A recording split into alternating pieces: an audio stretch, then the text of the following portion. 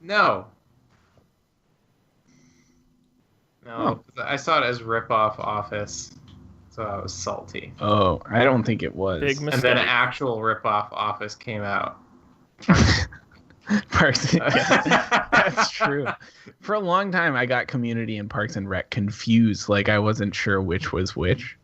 But then I watched them, and now the difference is clear. I watched the laser tag episode. Was that what it was? Paintball? Paintball? There you go. That's that a good was one. the only episode of Community I watched. Indeed. Solid. My favorite one is the one, I forget, the alternate timelines one. When they explore alternate timelines. They get surprisingly nerdy, which I enjoy. I loved the conspiracy theories one. Which one was that? That was the one where Jeff makes up a fake class, and then at the end they all like fake shoot each other, and that's why you shouldn't play with fake kind of. Yeah, that was a. Yeah.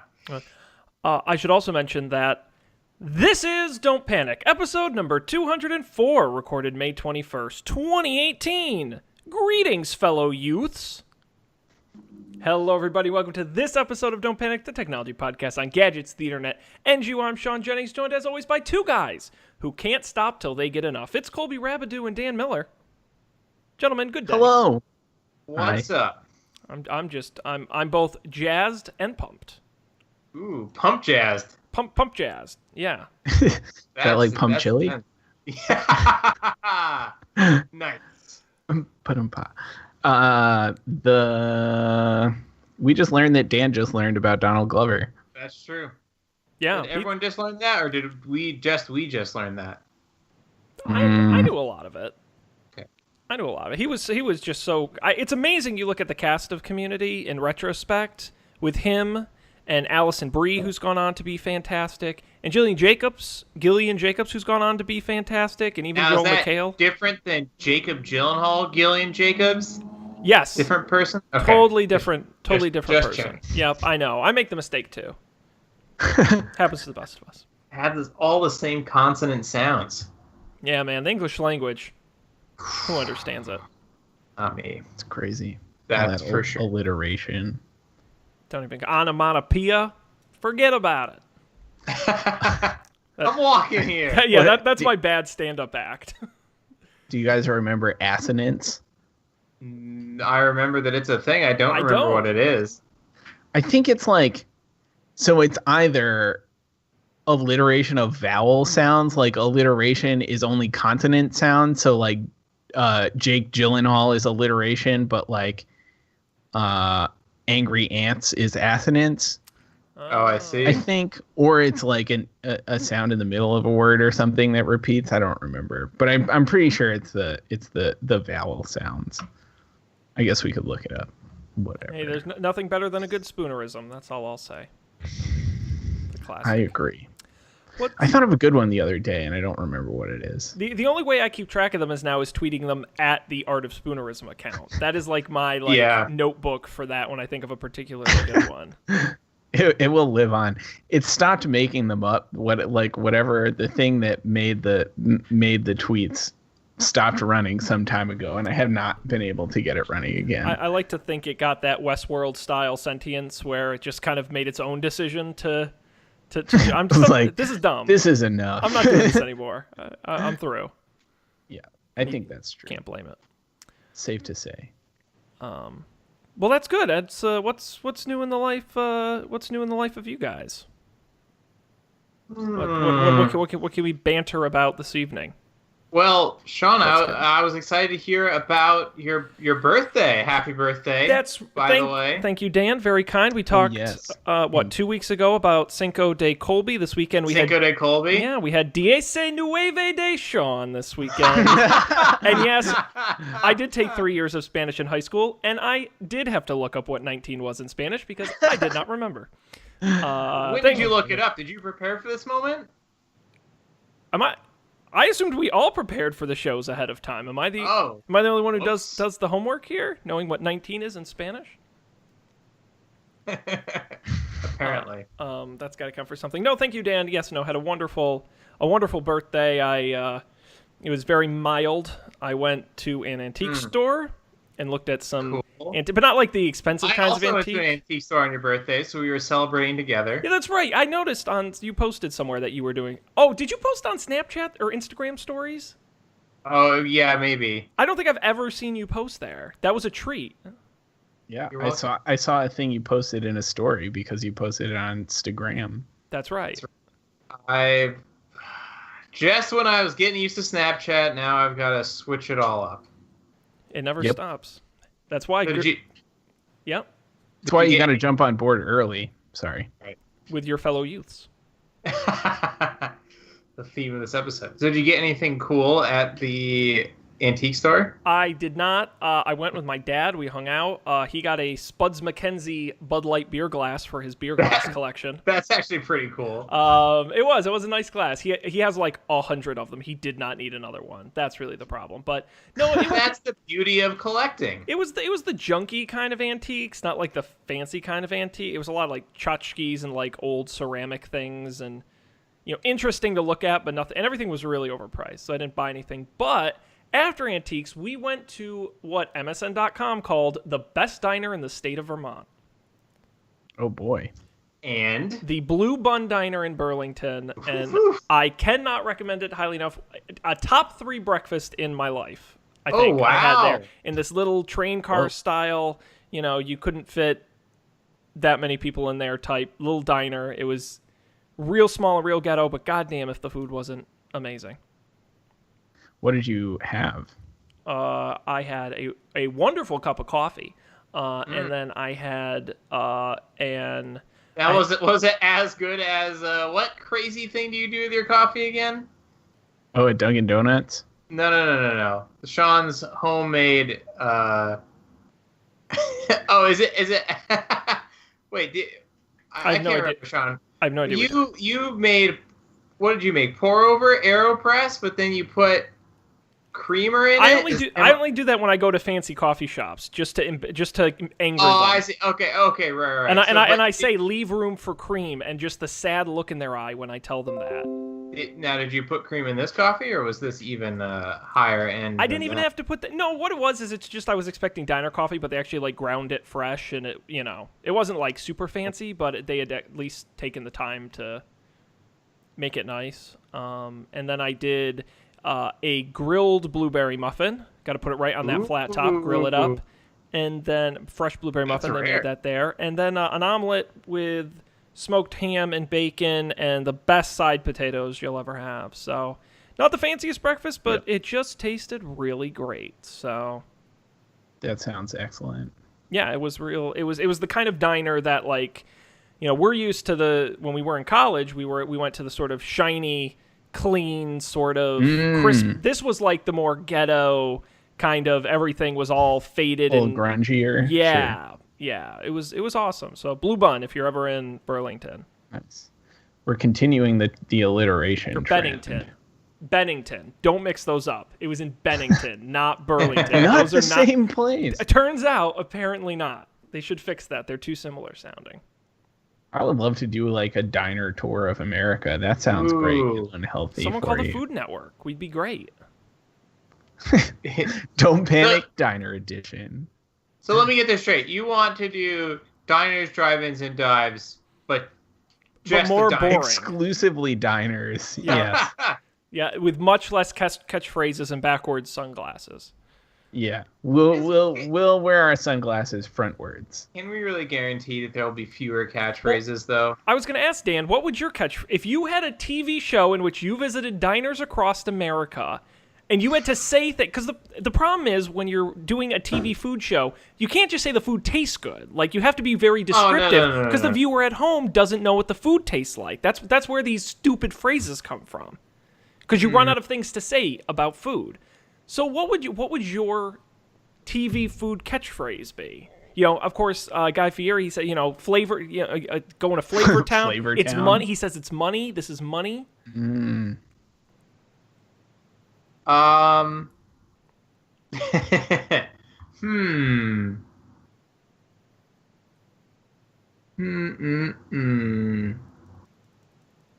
I like Flavortown. See, I like the abstractness of Flavortown. Like, you just say, like, oh, this is just as delicious as whatever. Like, I don't want any similes or any of that shit up in here. I want some abstract stuff. Okay. No direct comparisons. Welcome to the Delicious Deli with Dan. Dan's Delicious Deli. That's all I've got. Okay. You want to take a crack at it, Colby? Yeah, it's hard to say. Like, is there a what's a good word for like a hop in place? The Hop in Hamlet Town flavor edition. I just like the idea of Dan just stringing random words together. You never know what you're gonna get. I feel like I'd be much better at coming up with bad stuff to say, like if it was gross. Like I think that's a thing I could be good at, but I don't have anything off the top of my head. I haven't eaten anything gross today, so fair enough. I disagree with you, Dan. I like the sort of metaphors. And I would, but you got to go way over the top. I don't think they go over the top. I would do something like, oh man, someone called the SWAT team because this sandwich just took my taste buds hostage and they're not letting anyone live. But you got to push it to the edge. Be like, you have to meet their demands. Someone bring a fueled jet and some bulletproof vests. And just, keep it going. People will love that. It's true. Or we could take it a different direction and do the whole show like completely deadpan, like no feeling or exaggeration. Very factual, yeah. Yes. This is a sandwich. Right.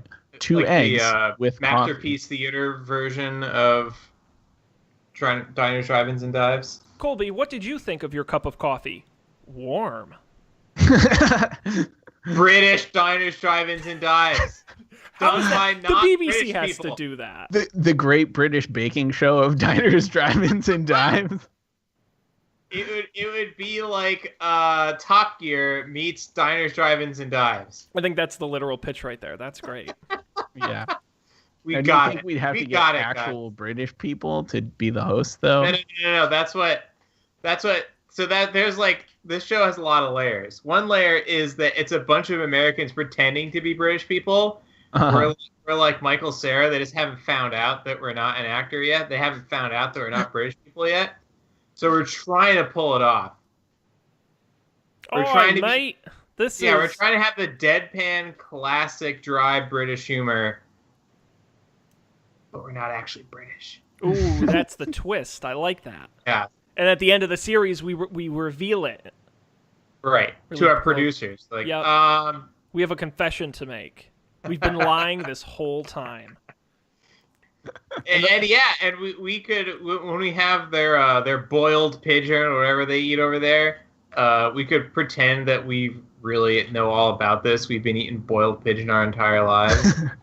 and we can say catchphrases like, "My, this is the Queen's fancy," or something like that. Something like that. Something Britishy.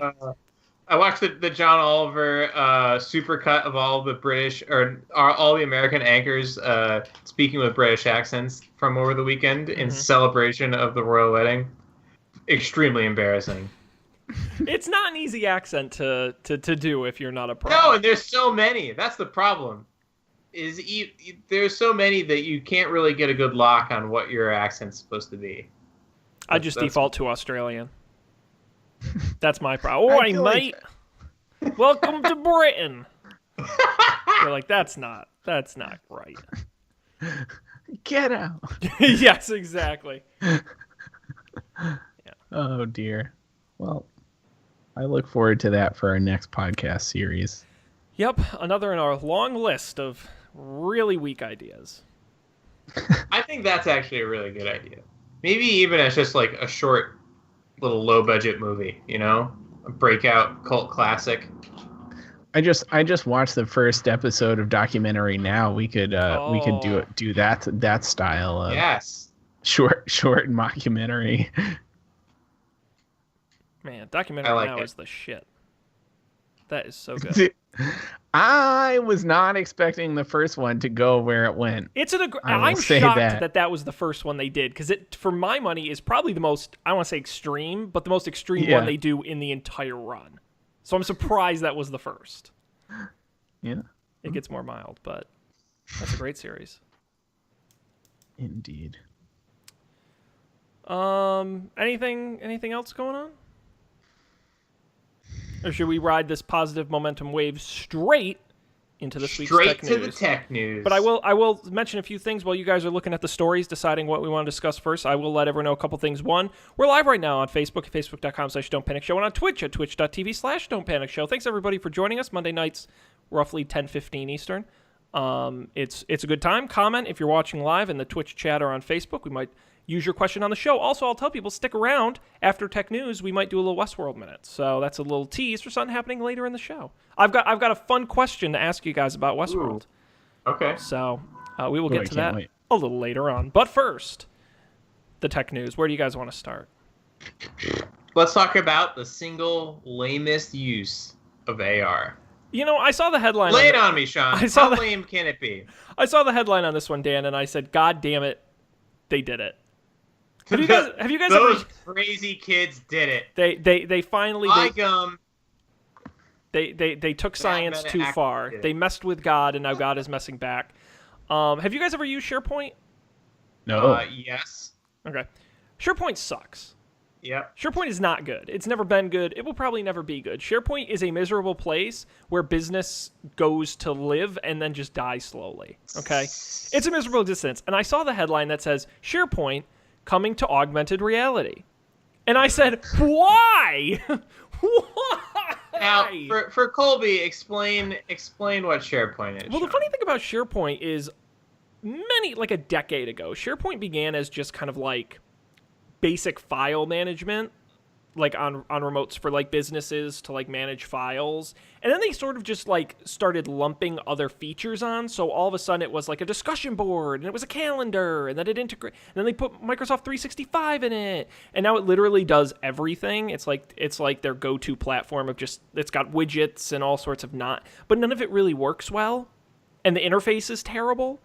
And like, I'm all for collaborative spaces for business in augmented reality. Like, that's cool. You built your whole career off of that. SharePoint? Really? That's nuts.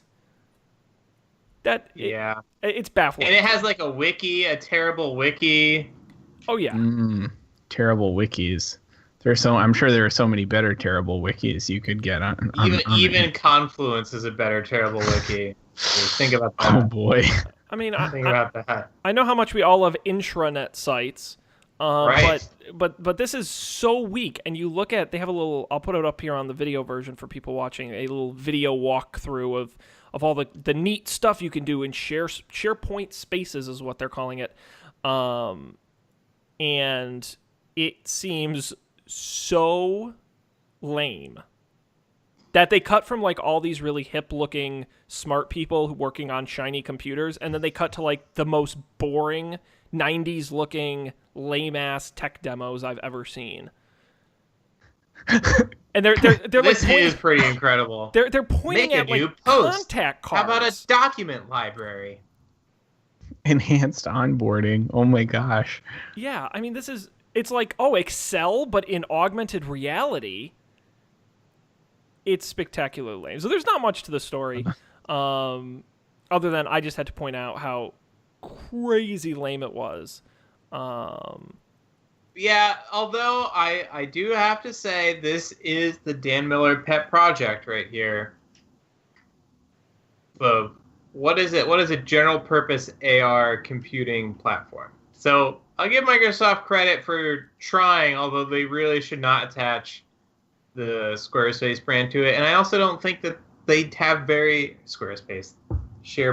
They don't sponsor us, Squarespace. Sorry. Well, yeah, they're certainly not going to now that I associated them with SharePoint.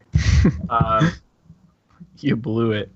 We could have been stars. It doesn't look in the video like they're doing very interesting things. Like, point to the contact cards. Yep. You can watch 360-degree video. I guess, yeah, you would want a headset for that. And that's pretty much it. It's the joke version of virtual reality. It's like every parody you've ever seen of how virtual reality might work, and they show it's just like Windows, like dragging things in virtual reality to a recycle bin. You're like, it's that bad parody of like, no, this is the wrong direction. Don't adapt boring old computers into virtual reality. Make cool virtual. But I literally don't know how you could put SharePoint into virtual reality and make it interesting. I wish I had the misfortune of using it. Maybe for like a brief period, like a very brief period. I've had to support several SharePoint sites, and it's like, it's so gross. It's so gross. At my last company, we used to pay external vendors piles of money to develop on, because it's become so like mashed together of all this Microsoft nonsense that it's like a puzzle box nobody understands, and so you have to pay these specific SharePoint developers to build you things on SharePoint because nobody knows how it works. It's like a Salesforce. Yes, exactly. It's become a platform, but everyone in business, they're all like, "Oh, we got it. Can we do SharePoint? We got SharePoint. Can we do a SharePoint site? I manage one now at my current job." It's bonkers. Yeah. And they asked me, "Oh, Sean, we can set up a discussion board in SharePoint." No one ever uses the discussion board in SharePoint. You've been warned.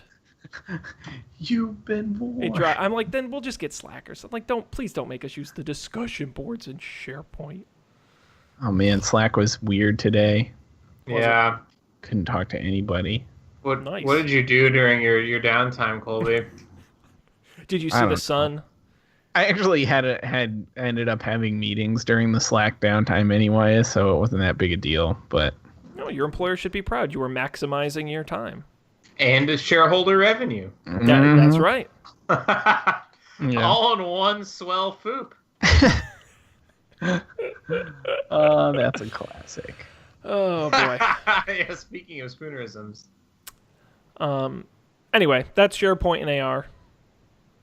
Duly note. Look forward to that in a corporate enterprise near you. Let's see what else we got in here, guys. We got all the stories. Fit to all not print. of the stories. Let's talk about unionization, a non-controversial topic. Well, the good news is, Dan, it's not a real union, so we don't have to talk about real subjects. Maybe. 35 iOS developers have formed a group to call on Apple for better treatment of app developers. They call itself Developers Union. It's not a standard labor union, and they specifically say, quote, "This is a non-union union created to bring developers and supporters together for better app stores by focusing on issues that best serve those who create and use apps. There are no dues, and there's no indication they are seeking representation with an existing labor union." It's really just meant to have a collective voice for app developers. Their first cause that they're getting behind is expanding the free trial concept within the Apple App Store. Historically, they never had the ability to have free trials. Apple rolled it out last year, but the free trial is only on subscription services within iOS. You can't free trial a paid app, for example. Only subscriptions are free trials. They want Apple to expand that. They said in the future they want to push back on the % fee Apple's collecting on App Store purchases as well. It's so weird that you can't do a free trial with a paid app. Isn't a paid app, and this is total software hindsight, but isn't a paid app just a subscription app where the subscription lasts forever? Sort of. Yes. Yeah. Well, and developers now get around that with in-app purchase upgrades. Which is not a particularly great way to do it, I don't think. Yeah. Well, why don't you like that? I just think it's not bad. I just think it creates an extra level of complexity, especially for non-technical users who don't understand the difference between an app and an in-app purchase, especially when it comes to features. I think they get it for coins or tokens, but I think when you're saying, okay, unlock this to add function X, I think I think it would just be easier for your average consumer to understand free trial for 30 days and then the app stops working until you pay. I think they would more easily understand that. What I don't know is if it would lead to more people paying. I don't know what system at the end of the day. I'd love to see a side-by-side trial and see, because I'm curious. I truly don't know. Yeah, that's true. I don't know. There aren't that many apps that I guess most of them, they do the in-app purchase thing, so I guess you could do it, but... And again, how many... I'm just trying... Like, I don't even know the last app I paid for. I think for games, this makes a lot of sense, where you can play a couple levels for free or whatever. Right. For like your more utility-style apps, I don't know how necessary this or how often this would be used. Yeah. Yeah. I'm sure it would be easier for, like, if it was built in, it would be easier for people to do. Yeah. Like, I can only imagine what a pain that is to deal with. Yep. And then I'm sure it's hard to, like, I don't know, if you have an app that, like, you can use for free for 3 days or something. That's what I was going to say. I feel like if this is a timed trial thing, that's actually a lot more user hostile than the in-app purchase. Maybe sure. Apple doesn't want to do it. Sure. Obviously you can use the basic version of the app for free forever if you don't want to purchase especially the in-app. if it, like, then the way a lot of people do this is they do auto charging. Yep. So you're going to sign up, like, what's worse, to sign up and have to figure out, like, what does it mean if I buy this in-app purchase? What features do I get? Or to suddenly have a $10 charge on your card? Well, but they already do that with in-app subscriptions right now. A lot of them are auto-renew. Most of them Yes, are but you opt into subscribing to it. It's not like you're downloading an app from the App Store. I don't think... I would be surprised if the implementation was when you download a free trial app, it doesn't explicitly tell you that you're opting into in 30 days we'll automatically charge your credit card if you don't uninstall the app. Also, like, if Apple was doing it and they didn't want to do that, like, they just don't have to do that, right? Like... Yeah, but then the app stops working. It seems like a fraught user experience. Sure. I don't think I agree. I don't think there's an easy way. I don't know if one is necessarily better than the other, but I do think there is value in delineating an app that has the ability for an app to make money by selling some part of it, but also having a version of it that is free, or at least the ability to try it out. I think for games, for me, I think is clearly the best use case for this, for people the ability to play the first couple levels. And right now that's solved by an in-app purchase. But if there's an easier way to do it with just a straight trial, I don't know how they would implement it. I was looking at the website for this, and there's an app on there called Days Left. It says your day counter. It seems really dark. Oh my god. Is it very dark? Is that one of those things where it'll tell you, like, what day you're gonna die and by It by seems, what method? honestly, it seems like just a to-do list app, sort of. Oh, is it like a countdown type app? Maybe, yeah.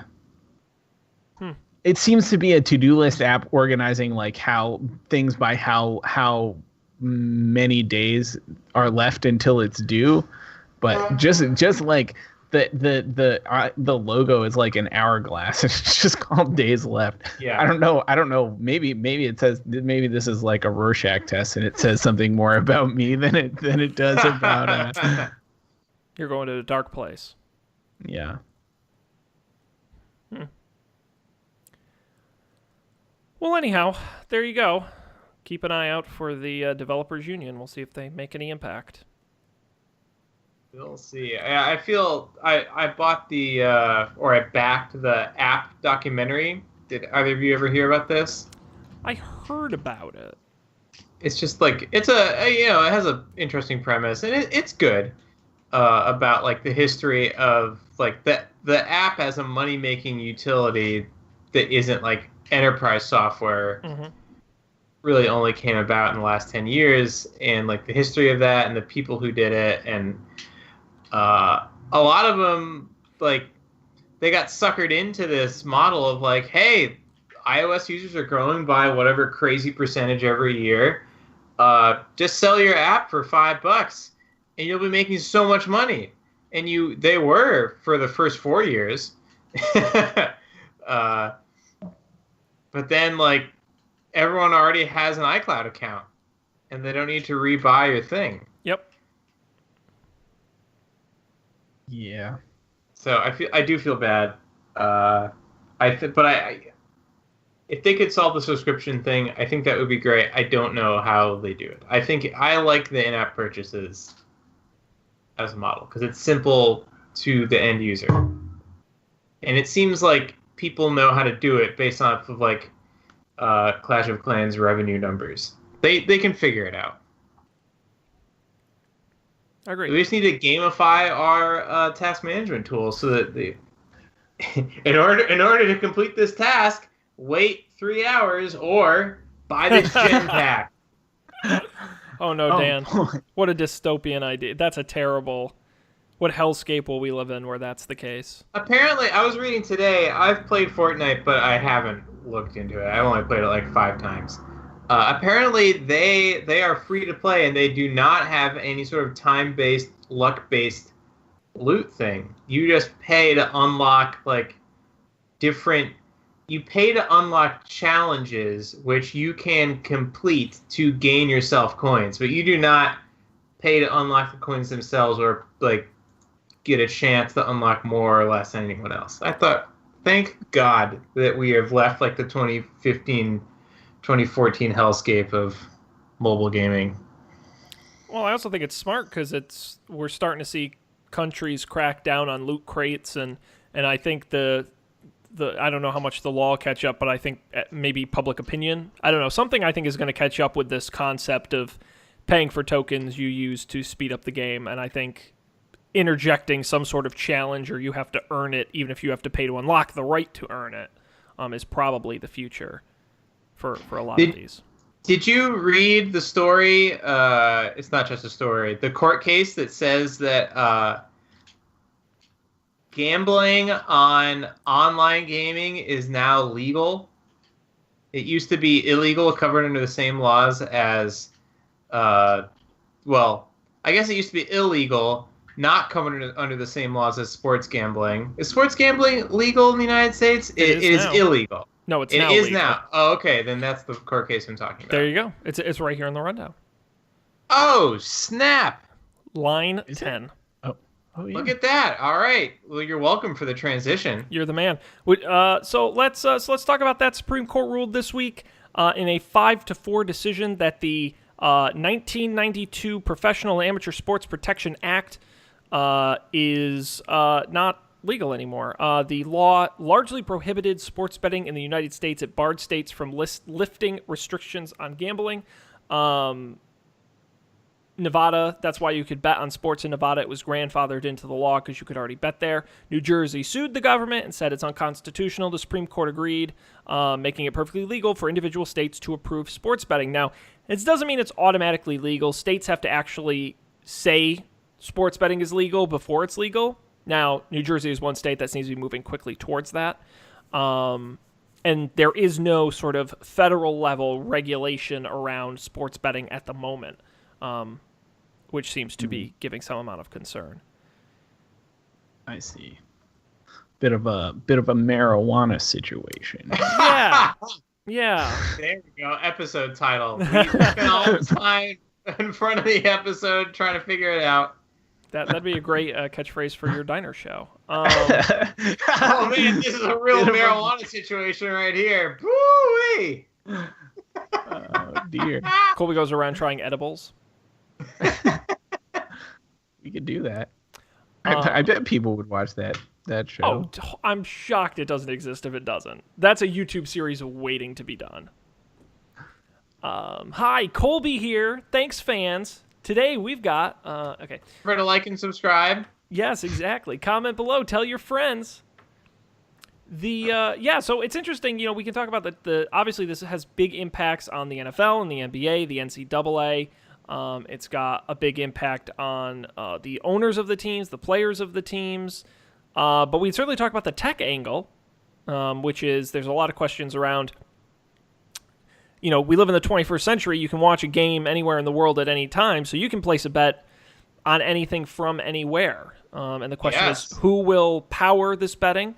And they also think they'll be interesting. The companies that actually air the games, so we talked in the past about YouTube, Facebook, Amazon, getting the rights to air the games on their respective networks, on their platforms. They could integrate betting right into the stream, and you could bet on a game as it's happening via Facebook or YouTube or whatever, them, of course, getting a cut of your bet. Yeah. Man, this is so weird. So this already exists. I know someone who used to work at Paddy Power, one of the big UK Ireland online betting sites. People bet on the U.S. election. You can place a bet on pretty much anything. Yep. Sports is one of the most popular things. But really, all it is, it's kind of just like virtual insurance. It's no different from an insurance company. Like these. Well, I see what you mean. Yeah, or the stock market. The insurance company is betting on you. Yes, I don't know. Maybe Hillary put some money down. Maybe she was betting on herself too. You never know. Could be. Isn't that how the MMA and boxing works? You bet on yourself. There's questions about, famously Pete Rose, the baseball player, bet on the games he was playing in, which is what? I don't know if it's illegal or not, but he was banned from baseball, so certainly the league wasn't happy about it. Well, there was the famous Chicago White Sox back in the 20s or something. I forget the year, when they purposefully threw the World Series to make a bunch of money for mobsters. Oh yeah. So that's a big question. There's a huge question around the NCAA because unlike the NBA and the NFL where the players are getting paid, the college players aren't getting paid. And there have been point shaving scandals and where players have been paid to adjust the spreads on the game and to not necessarily throw games, but to mess with the betting. And they wonder, will players start betting on the games they're playing in, or will they be bribed to do certain things?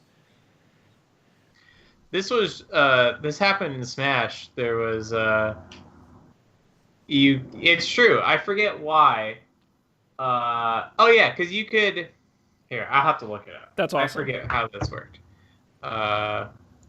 Please hold. I love stuff like that. Where things that happen in like bigger, more national, more traditional areas suddenly happen in these weird new. You're like, but that really?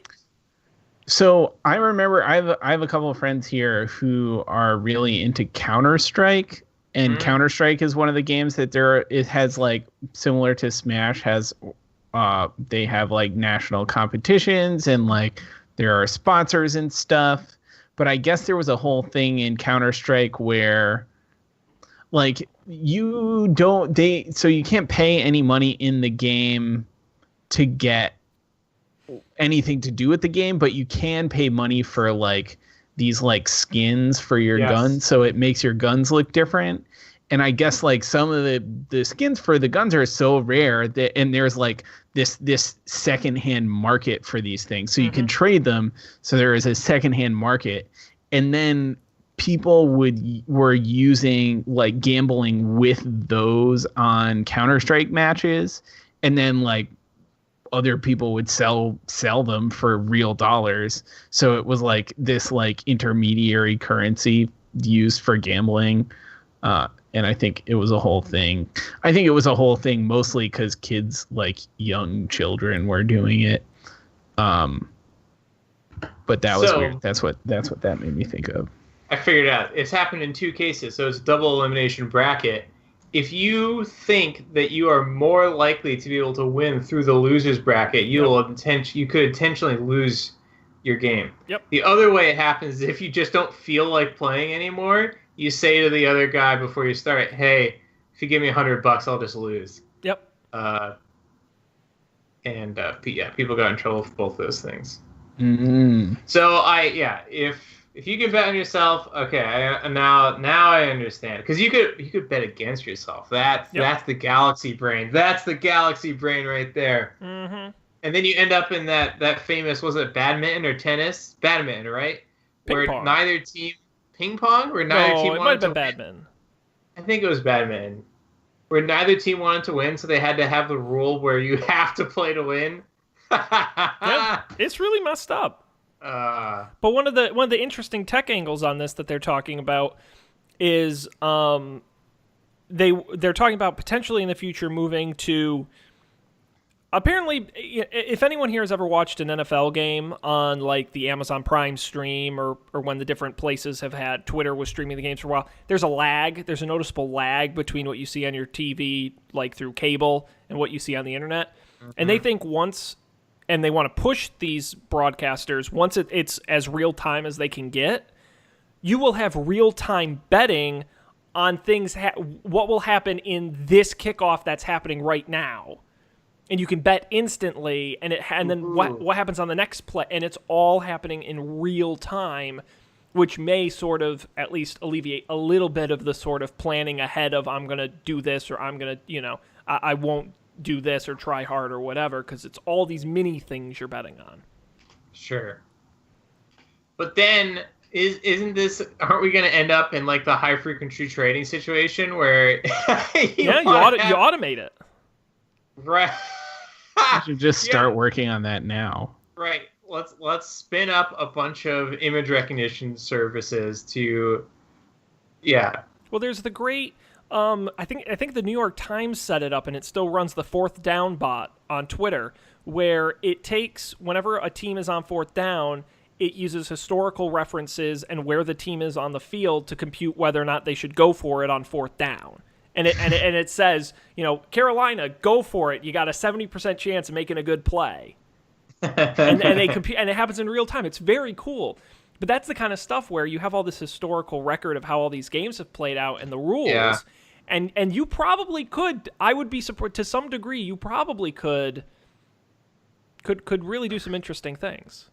Or I feel like you take like I don't know if you've watched or read like Moneyball or something, right? Like if you're, I know for a fact that games like, so I met this guy who worked at the Boston Celtics on, like he was a web programmer, but he worked on their like internal like data visualization tools that the back office used to like make decisions. And it was like crazy stuff. Like they know where every shot every player takes happened on the court, and like how often they make shots from there and everything like that. So like if that is public information, or if like, if the computers can know that or something. Well, Mark Cuban's, I read an article, invested in a company where they're developing the technology where they're going to know the second a basketball leaves the player's finger, whether or not it'll be a basket. Now, what you would do with that and save the 1 second between the shot and it go, I don't know. And even Mark Cuban was like, we don't know. But it's still really cool that using a lot of cameras and a lot of math that they can pretty much figure out what will happen before it happens. So you're totally right. It's very neat stuff.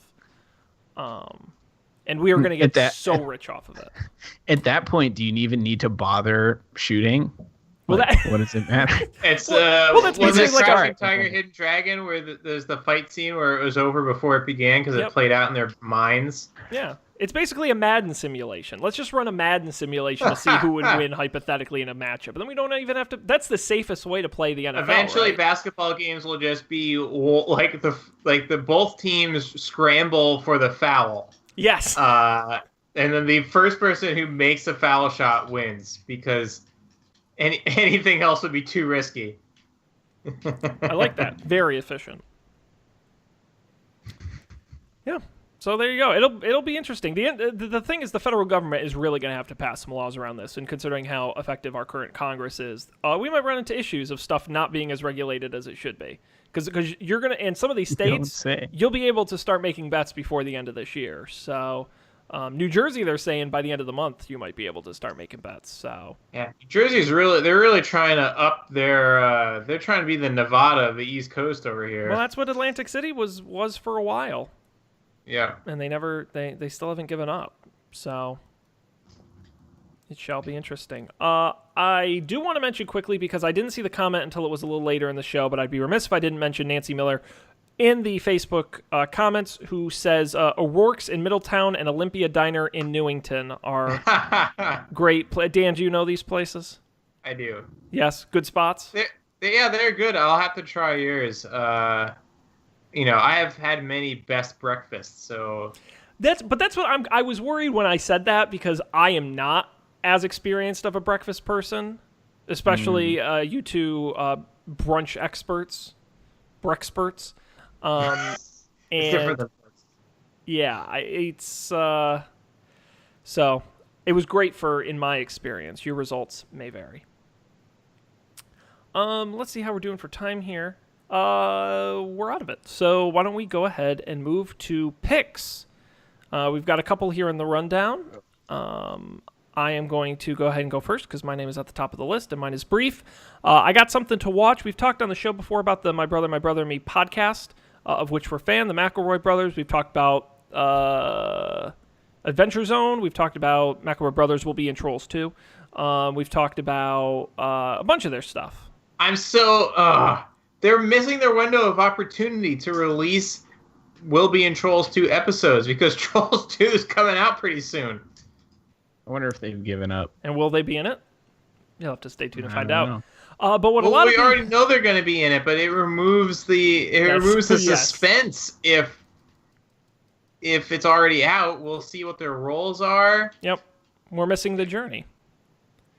But what a lot of people don't know is they had an extremely short-lived television show, a 6-episode TV show that aired on the short-lived network CISO. If you remember CISO, you had to pay for it. But the show is available for purchase on Amazon, the 6 episodes. You can also get it for free on Verve, VRV. I recommend ponying up the cash. Verve has a lot of commercials. But what's great about go to Verve and watch all the outtakes and bonus shit, which you don't get when you buy it. So buy it, but go and see the outtakes. It's a very funny show, and it's very well produced. And I really enjoyed it. I didn't mind purchasing it. I felt I got my money's worth. So it's a very sweet, very nice show. You can get it on Amazon and iTunes. My brother, and me. If you still listen to Do By Friday, you would have heard Merlin talk about that show. Was he a fan? Well, he's a fan of the podcast, for sure. Yeah, the show's great. I wish they would do more, because it was a treat. Colby, what do you have here? So I'm going to have to do some plane flying this summer. I have to go to Sweden. And so I heard that noise-canceling headphones are nice for planes because it's very loud. I think our Dan and my trip to Hawaii last year solidified that for me when I just got off 12 hours of flying and was just I don't know. I feel like I had internalized the rhythm of the airplane around me, and it was very tiring. So I got the Wirecutter's pick for noise canceling headphones, which are the Bose Quiet Comfort 35s. I got the old version. There's 2 versions of it, and the new one has Google Assistant built in, and I didn't really want that. So I got the old one, which just doesn't have Google Assistant built in. And I like them so far. They really do cancel noise. I didn't realize how loud the HVAC system in my office is until I put the headphones on, and the noise was gone, and I was like, oh, weird. That's I don't cool. know about you, but I like HVAC noise. HVAC noise is like a noise canceling headphone for free. Because it drowns out all the stupid shit, like someone snacking on their popcorn. I think that the headphones do a great job with snacking. I'd imagine they do a great job with keyboard noise. No one around me really has loud keyboards. They're not stellar with conversations. conversations sound like muffled. Like it sounds like it's in the next room or something. But if you like are listening to something with the noise canceling on, I can't hear conversations. But so far I like them. The other thing I like is one, the battery lasts for a long time. It's like 20 hours or something, which is cool. And the other thing is it can like, I think the way it works is it has like multiple Bluetooth antennas, so it can just be connected to two things. So it can just be connected to my phone and my computer. I haven't been wearing them out of the office since like the first day I got them, because it's too weird. It feels really dangerous to be like walking around the streets not being able to hear stuff. But I don't know. I may give it a try again, but it does seem to work reasonably well. Yeah, that's my pick. It was cool. I hadn't bought a new tech thing in a long time. Oh, exciting. Yeah. Yeah, these are good looking headphones. I will say. I got the Beats ones because I'm not buying headphones that don't have the W1 chip in them. Yep. That's it. But these are better noise canceling headphones. And also, having had a previous Bose model before those broke, they're also much more comfortable. So definitely better for flying with. If I was going on like another Hawaii like trip, I might consider getting just airplane headphones for those big 12-hour jobs. Yeah, that's really what I want it for. I'm like hoping that like maybe my upcoming trip, I'm really gonna try and sleep on the plane at least a little bit, which I've like never ever succeeded in doing. Right. Yep. So you might have to investigate some alternative therapies there, Colby. Well, so I was thinking about like I'm probably gonna try like Benadryl or something, because it's like a double whammy, because I tend to get like allergy on planes anyways because it's so dry. Sure. Just head it off at the pass. Smart. Right. So take some Benadryl, pop on my noise canceling headphones. Hopefully have a good long snooze, but we'll see. Cool. Love me a good long snooze. Well, I'll also mention I don't know how anyone flies without noise canceling headphones. They're amazing for that. And B, a while back on the show, I picked the Wirecutter's budget noise canceling headphones, the Audio Technicas, which, if you're like me and you only use them on planes and you only fly 3 or 4 times a year, they're great. I would never use them a lot. They're not great, especially compared to the Bose. You can tell they're the discount pick. But if you are interested in noise canceling headphones to use a few times a year, the Audio Technica ones are very great. But I'm very jealous of these Bose. They look very nice. I used the Audio Technicas in college, and they were fine. Yeah, they get the job done. The job. They're not wireless. They're not particularly high quality, but they cancel the noise enough, so they certainly help. Cool. All right, Dan, do you have a pick, or are you just going to pass this week? No. See me next week. All right, well, why don't you pass us right on through to the Westworld Minute? Oh, yes. Cue some cover of some pop song that I don't know, so I don't realize it's a cover until people tell me. Until someone explains it to you, yeah. I can now I'm getting in this weird habit where I listen to the music and I'm like, is this a song? Am I supposed to know what this is? It almost always is. Yeah, that's the problem. And then the times it's not, I'm like, I love this song. And you're like, no, it's not. Well, there was that one time, was it the first episode of this season, where it was an actual period? It was the famous player piano piece. Yeah. I forget what it's. That was a great one. No, I have a question for you guys about West. We can talk about the episode in a minute, but my you said you had one question. I do, and I was thinking about it while I was watching Westworld. I watched last night's episode tonight. That's my new habit, is watching it Monday night, so I get all psyched before doing this show. And I was thinking, and I will ask you guys, if there were like a BuzzFeed type quiz, which Westworld character are you? What Westworld character do you think it is most like you, or represents you, or you would most be compared to? And you can choose any of them. So many characters. That's what's great, but I think that's what it's great about it, is there's so many to choose from.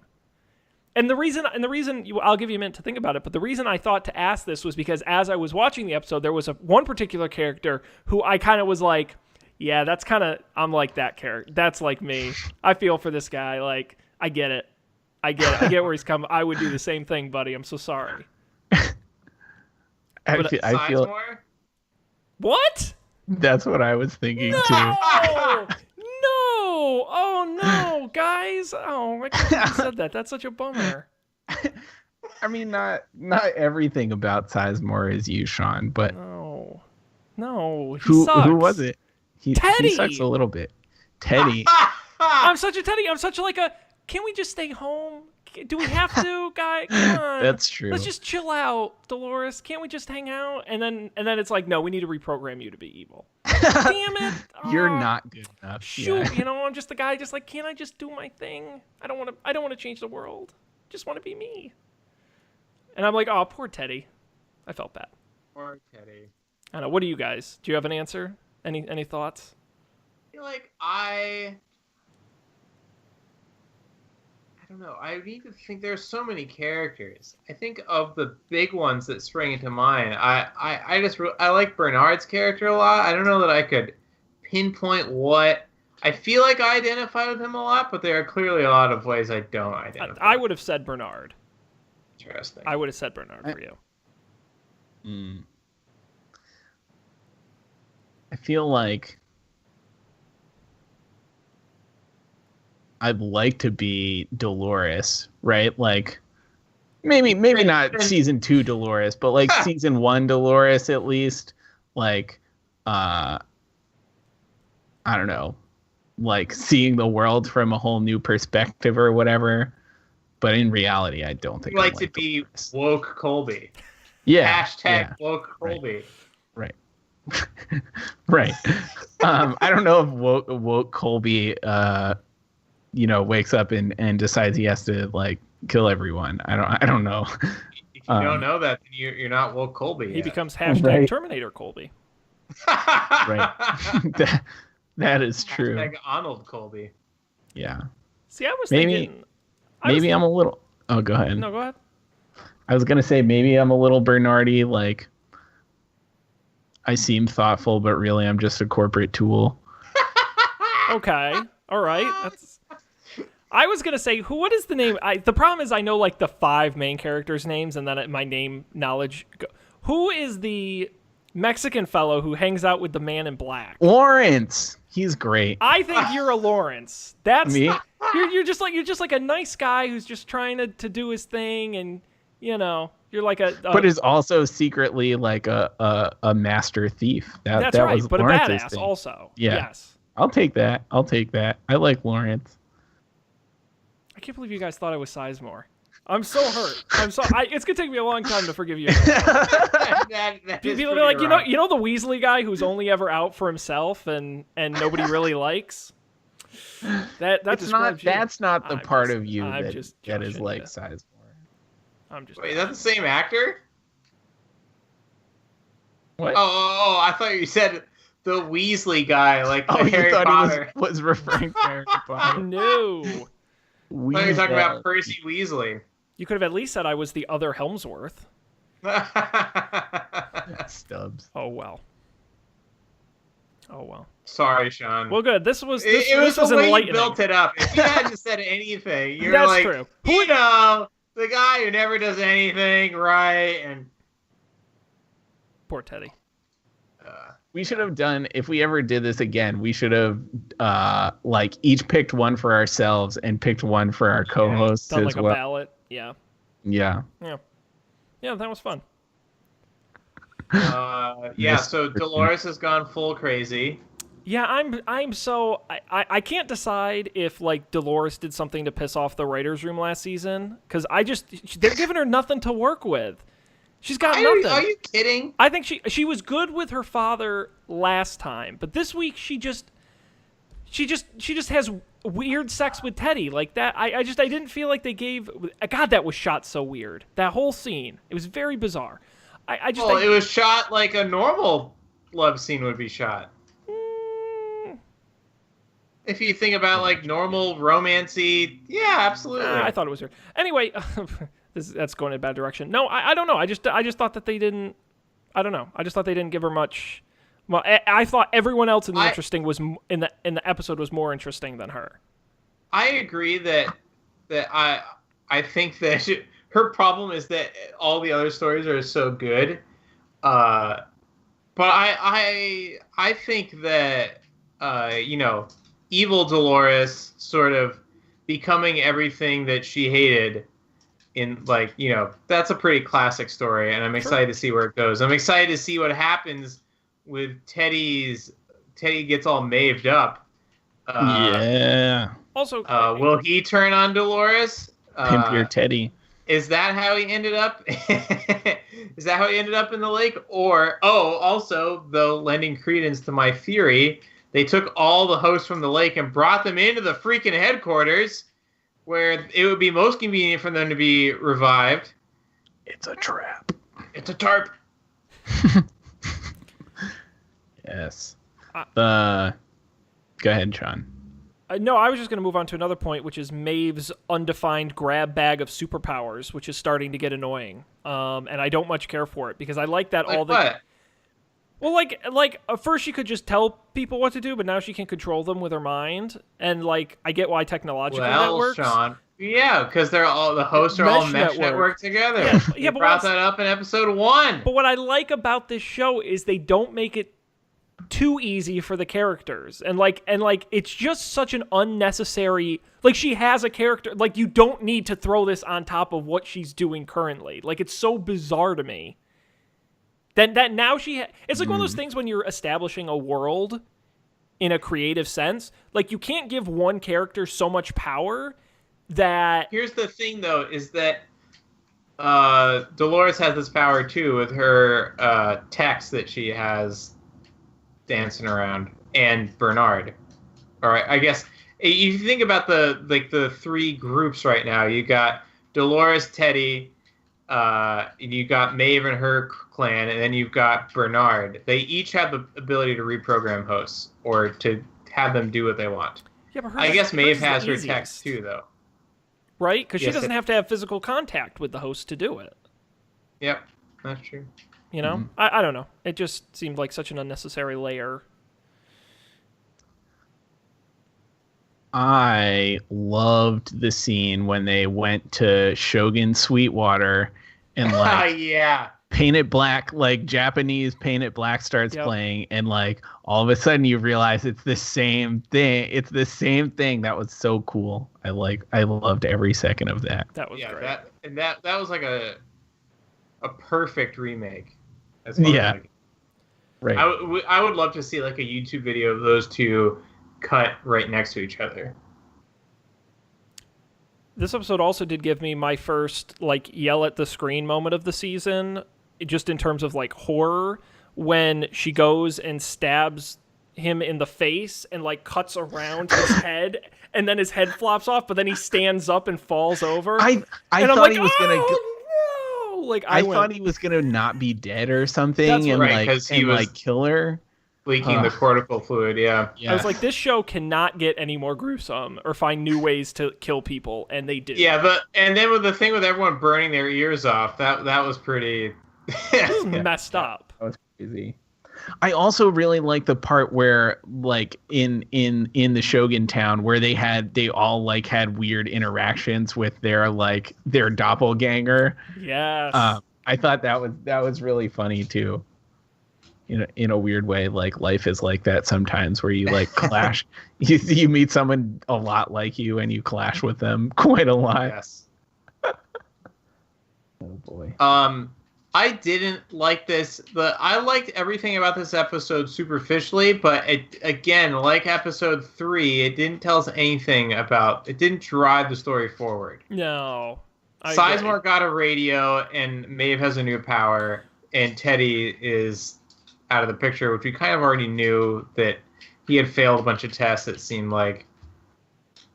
Well, that's why if you asked me who my favorite character is this season, or at least whose favorite arc I like the most, I'd have to say Bernard, because he's the one moving the story and the mystery forward. Everyone else is on like more emotional type, humanity type journeys, but Bernard's actually like, okay, here's what Westworld is, and here's Delos, and here's what's, he's the one really, and Man in Black, I guess, as well. But yeah, the Bernard, when were the Bernard flashbacks? Was that episode 2? Which Bernard flashbacks? The Bernard where he's with Dolores. Those are episode 1, I thought. Is that episode 1? Anyways, those were so good. I want to see more. Well, according to next week on Westworld, we're going to see some next week. So I'm excited. Yeah, agreed. Guys, we're out of time. If you can believe it, sure flies. Thanks everybody out there for joining us on this Don't Panic. Hope you had as much fun as we did. Of course, we have a great website that you can check out anytime. The internet's open 24 hours a day, so you can check it out anytime at don'tpanic.io. It's got all the audio, the video, the past episode, links to the picks. If you don't remember, go there. And if you do buy those Bose headphones, please use our referral link, because that purchase is big enough we might see like 10 cents back on it. So please use that. Also on the website, information about subscribing in iTunes, Overcast, anywhere you get your podcasts, we are there. Video version on YouTube, youtube.com/don'tpanicshow. And of course, you can get in contact with us. Follow us on Twitter at Don't Panic Show, and you can email us, don'tpanicshow@gmail.com. What else should we say? I will just do a small plug for Up for Debate. We didn't do an episode last week due to scheduling conflicts, but this week we're doing an episode on college. Yeah. We're going back to school. Grab your Frisbee. We're heading out to the quad on this week's episode of Up for Debate. Matt and I are talking about the college experience, and I'm told Matt has opinions. So you're not going to want to miss that coming out. I'm actually really interested what like Matt Mariani's take on college was. Having done college with him. Alongside. Yeah. For like large swaths of college. Like we were right there next to each other. I'm pretty intrigued. Well, and if you guys are around Thursday night, you're welcome to join us. But all of you out there, the episode will be published on Friday, so check it out at upfordebate.tv. Click the subscribe button. You'll get the episode when it goes live. Very good, guys. Well, that's going to do it for this episode. On behalf of Colby and Dan, I'm Sean. Thanks for joining us. We'll see you next time for more tech news and good times here on Don't Panic.